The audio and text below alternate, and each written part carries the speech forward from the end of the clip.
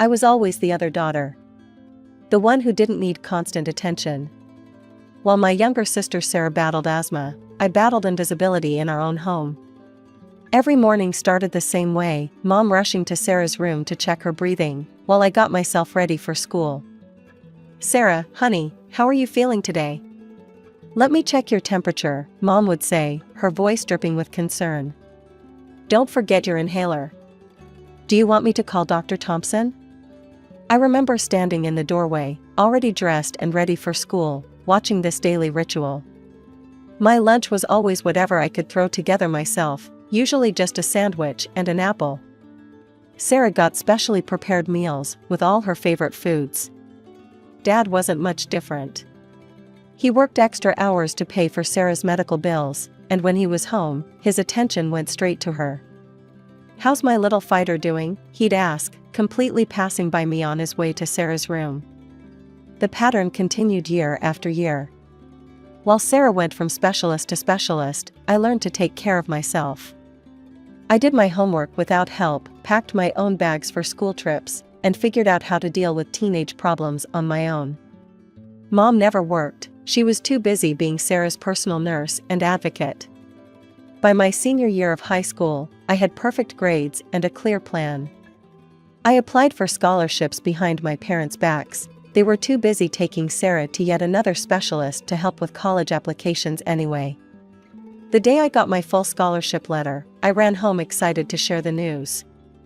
I found Mom in the kitchen, preparing Sarah's special allergen-free dinner. "Mom, I got a full scholarship to State University. You and Dad won't have to pay anything." "That's nice, dear. Could you set the table? Sarah needs to eat on schedule with her new medications." That moment crystallized everything for me. I realized I would never be the priority in this house, no matter what I achieved. But instead of letting it crush me, I let it fuel me. I didn't need their attention or approval. I had something better, I had my freedom. The day I left for college, Mom was too busy with Sarah's latest health crisis to even say goodbye properly. Dad just handed me some gas money and said, "Drive safe." College flew by like a dream. I threw myself into my studies, made real friends for the first time, and graduated with honors. The marketing department at Reynolds & Company snapped me up right after graduation, and suddenly I was earning more money than I'd ever seen in my life. I hadn't heard much from my parents during college, just the occasional text from Mom asking if I was doing okay before immediately launching into updates about Sarah's latest health issues. But that changed once I started working. The first call came about 6 months into my job. "Erica, honey," Mom's voice was sugary sweet, a tone I hadn't heard directed at me before. "Your father and I are in a bit of a tight spot. Sarah needs some new treatments, and with the medical bills." I cut her off. "How much do you need, Mom?" "Oh, just $2,000. We'll pay you back next month." They never did pay me back. Not for that loan, or the next one, or the one after that. But honestly, I didn't care. For the first time in my life, I felt like I had something they needed, and that gave me a strange sense of satisfaction. Then I met Mike. He always making me laugh, always seeing the bright side. We dated for a year before he proposed, right there in that same break room with a ring hidden in a coffee cup. When we told my parents we were getting married, Mom's first response was, "Oh, but Sarah's having some health issues right now. We might not be able to contribute much." "We don't need anything," I told her firmly. "We're handling it ourselves." And we did. We had a small, perfect wedding with just our closest friends. Mike and I paid for everything ourselves, took a modest honeymoon to the beach, and came back ready to build our life together. We both worked hard and saved every penny we could. Within 2 years, we had enough for a down payment on a small apartment. 3 years later, it was paid off completely. "We should have a baby," Mike said one night, as we sat on our balcony watching the sunset. I looked at him, this wonderful man who had given me everything I'd never had growing up, unconditional love, support, and a true partnership. "Yes," I said. "We should." Emily was born on a spring morning, perfect and healthy. Mike was the proudest dad I'd ever seen, taking pictures of every little thing she did. When she was 2 months old, he got a big promotion at work. Just one business trip, he told me, kissing Emily's forehead. 3 days in Chicago, then I'm all yours again. I drove him to the train station that morning. That was the last time I saw him. The call I got wasn't from Mike, it was from the railway company. There had been an accident. The train had derailed. There were no survivors. The first few weeks after Mike's death passed in a blur. I moved through my days like a ghost, going through the motions of feeding Emily, changing her, trying to keep both of us alive while feeling half dead inside. The insurance company called with details about Mike's life insurance policy, but money wasn't what I needed most right then. I needed help. "Mom," I said over the phone, my voice cracking. "I can't do this alone. Could you help me with Emily? Just for a few months while I get back on my feet. I'll pay you, whatever you want." There was a long pause on the other end.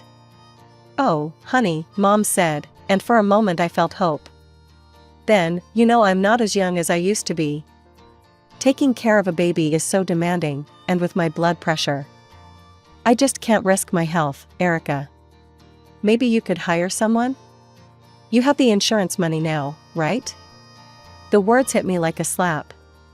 I thought about all those years Mom had devoted to Sarah's care, how she'd never worked, because Sarah needed her constant attention. But now, when her other daughter needed her, when her granddaughter needed her. "Yeah," I said flatly. "I'll figure something out." And I did. I found a wonderful nanny named Maria who loved Emily like her own. The insurance money meant I could afford the best care for my daughter, and slowly, we settled into a new normal. Emily grew from a baby into a toddler, showing more of Mike's smile every day. Then came the call about Sarah's engagement. "Your sister is marrying James Peterson," Mom gushed over the phone. "His family owns that big real estate development company. Can you believe it?" "That's great," I said, watching Emily stack blocks on our living room floor. "I'm happy for her." But the next call wasn't so joyful. Dad sounded stressed. "Erica, we need to talk about Sarah's wedding. We're taking out a loan. Using the house as collateral." When he told me the amount, I felt sick. "Dad, no, that's your house. Your retirement security. You can't risk that for one day." "Now listen here," he said, his voice getting that stern tone I remembered from childhood. "We won't have the Petersons thinking we can't give Sarah a proper wedding. We've already signed the papers." I tried reasoning with them. I offered to help pay for a more modest celebration. But Mom just got offended. "You don't understand, Erica. This is Sarah's big day. She deserves her dream wedding. We can't have her future in-laws thinking we're common." I thought about my own wedding, small, modest, perfect. Mike and I had paid for everything ourselves, proud to start our life together without debt. But of course, Sarah needed something grander. Sarah always needed more. Sarah's wedding was exactly what you'd expect, extravagant, over the top, and, according to Mom, absolutely perfect. Then Sarah moved away with James to Boston, and suddenly my parents' perfect daughter wasn't so perfect anymore. "Can you believe she won't even take our calls?" Mom sobbed into the phone one evening. "We took out that loan for her wedding, and now she won't even help with the payments." I bit back an "I told you so" and instead said, "That must be hard, Mom." Gradually, my parents started calling more often, not just when they needed money. They wanted to see Emily, invited us for Sunday dinners, remembered my birthday for the first time in years. It felt nice. Like maybe we could be a real family. I started helping them out, paying bills here and there, buying groceries. For Dad and Mom's 35th wedding anniversary, I surprised them with a 2-week vacation to Florida and a new car for Dad. "You're such a good daughter, Erica," Mom said, actually hugging me. It was the first time I could remember her doing that in years. Then Dad got sick. Really sick. something with his heart that kept him out of work for months. One evening, they asked me to come over after Emily's bedtime. "We're going to lose the house," Dad said, his voice weak. "The loan payments, without my salary." Mom was crying. "We don't know what to do, Erica. We're behind on payments already." "Move in with us," Mom suggested suddenly. "We could help with Emily after school, and you could help with the loan payments." "Please, sweetheart. We don't want to lose our home." I thought about my apartment, my independence, the life I'd built for myself and Emily. "I don't know, Mom. It's an hour commute to work from here." "Please," Dad said, and I saw real fear in his eyes. "We'll make it work." Emily would love having her grandparents around. They were right about that part. When I told Emily we might move in with Grandma and Grandpa, her whole face lit up. Within a month, we were moved in. I found good tenants for my apartment, a young couple with steady jobs who signed a year-long lease. Emily was overjoyed, running around the house exploring every corner like it was a magical castle. I took over the loan payments and most of the household expenses. Mom seemed to transform overnight into the grandmother she'd never been before, picking Emily up from school, helping her with homework, making her favorite snacks. "Look what Grandma made for you, Emily," she'd say, pulling fresh cookies from the oven. Emily would beam, and I'd try not to remember all the times I'd come home to an empty kitchen as a child. For a while, it seemed to work. Dad's health improved, though slowly. I adjusted to the long commute, telling myself it was worth it to see Emily so happy. Every month when I made the loan payment, I reminded myself that I was helping my parents keep their home. But there was always this nagging feeling in the back of my mind, a voice that whispered, "How long can this last? When will the other shoe drop?" After Dad recovered and returned to work, I noticed Mom started making excuses about watching Emily. "My back hurts today, Erica. I'm not as young as I used to be. It's so exhausting keeping up with a child her age." Finally, one morning, she just came out with it, "I think you should hire a nanny. I can't handle this anymore." So I hired Karen, a sweet older lady who clicked with Emily immediately. Every morning, I'd leave for my hour-long commute to work, wondering why I was still living in my parents' house when I had a perfectly good apartment across town. But every time I mentioned moving back, Mom would bake her famous apple pie, the one she knew Emily loved, and say things like, "Oh, but we love having you both here. Don't we live so well together?" Emily would beam, her face covered in apple filling, and I'd push down my frustration for another month. This went on for 2 years. Then one evening, Mom and Dad sat me down after Emily went to bed. "Honey," Mom started, her eyes already welling up. "We still have 2 years left on Sarah's wedding loan." Dad jumped in, "We know it's a lot to ask, but could you stay until it's paid off? We're so close to being free of it." I thought about the exhausting commute, the way my life had been put on hold. But then I thought about Emily's happy face when she talked about living with her grandparents. "Okay," I said. "1 more year." I called my tenants and extended their lease. Then came the day that changed everything. I walked up to the house after another long day at work, and there was Sarah, standing in the doorway with a very pregnant belly. "Move away from the door, Sarah," Mom screeched from inside. "You'll catch your death in that draft." Sarah smirked at me as she stepped aside. Well, look who's here." Inside, it was like stepping back in time. Mom was fluttering around Sarah like a worried hen, adjusting pillows, checking her temperature, asking if she needed anything. "I made your favorite dinner, Sarah. And there's herbal tea for the baby." During dinner, Sarah dropped her bombshell. "I've decided to have the baby here," she announced. "So you and Dad can help with the newborn." Mom's face lit up like a Christmas tree. "Of course we will. We'll help with everything." I sat there, fork frozen halfway to my mouth, as the memory hit me like a physical blow. Me, alone with 3-month-old Emily, desperately calling Mom after Mike's death. "You know I can't risk my health taking care of a baby, Erica. I looked at my mother, really looked at her, and saw with perfect clarity what I'd been trying to ignore for years. Nothing had changed. Nothing would ever change. Sarah would always be the one who needed them, and I would always be the one who needed to understand. For the next 2 weeks, I watched history repeat itself in excruciating detail. Mom waited on Sarah hand and foot, bringing her breakfast in bed, scheduling doctor's appointments, and stocking the house with her favorite foods. The monthly apple pie that had been Mom's way of keeping Emily and me there? It stopped appearing altogether. The final straw came one evening when I overheard Mom and Sarah discussing nursery plans for my room and Emily's room. I couldn't take it anymore. I walked into the living room where everyone was gathered. So that's it? You're just going to pretend the last few years never happened? That Sarah didn't abandon you with a massive loan that I've been helping pay? Sarah rolled her eyes. Oh, here we go. Saint Erica to the rescue. Sarah, honey, don't get upset. It's not good for the baby, Mom fussed. No, let's talk about this, I pressed on. Let's talk about how you mortgaged your house for her wedding, and then she disappeared. Let's talk about how I've been paying that loan while she was off living her best life.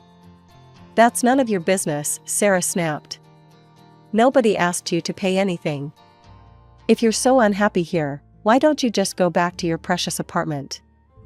Erica, Mom cut in, practically pushing me toward the door. Why don't you run to the store? We need a few things. She thrust a shopping list into my hands. It'll give everyone a chance to calm down. I felt like a child being sent to my room, but I went. Maybe the fresh air would help me think clearly. 20 minutes later, I returned with the groceries.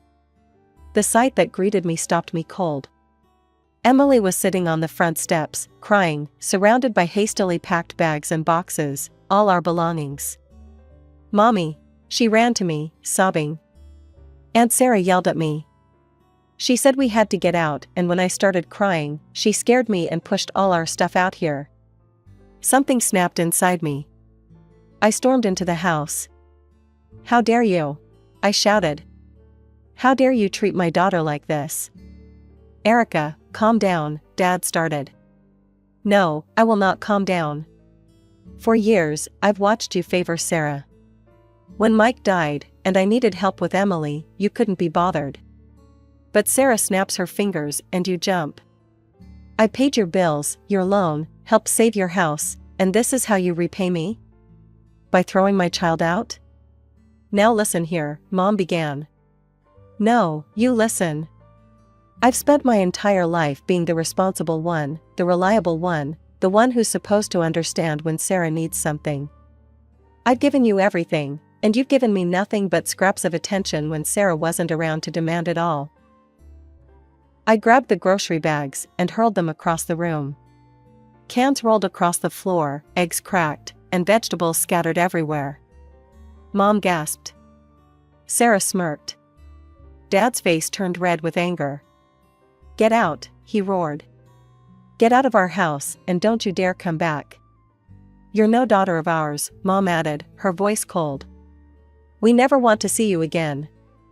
I stood there, breathing hard, looking at these people who were supposed to be my family. Then I turned and walked out, closing the door on 28 years of trying to be good enough. Standing on the sidewalk that night, surrounded by hastily packed bags and boxes, I felt completely lost. Emily's small hand gripped mine tightly as tears rolled down her cheeks. I pulled out my phone with trembling hands, trying to think clearly. Our apartment was rented out for another year, and I couldn't just kick the tenants out. Legally, I needed to give them 3 months' notice. I called a nearby hotel first, then ordered an Uber XL to help with our bags. As Emily fell asleep in the hotel bed that night, I sat in the darkness with my laptop, searching for temporary apartments. The next morning, I found a furnished month-to-month rental about 15 minutes from my office. It wasn't perfect, but it would do. I called my tenants while Emily was eating breakfast. Hi, Lisa, I said to my tenant. I hate to do this, but I need to give you notice. Some family circumstances have changed. Lisa was understanding. Of course. We'll start looking right away. Take care, Erica. The next 3 months were strange. Our temporary apartment felt like living in limbo, not quite homeless, but not quite home either. Emily was quieter than usual, processing everything in her own way.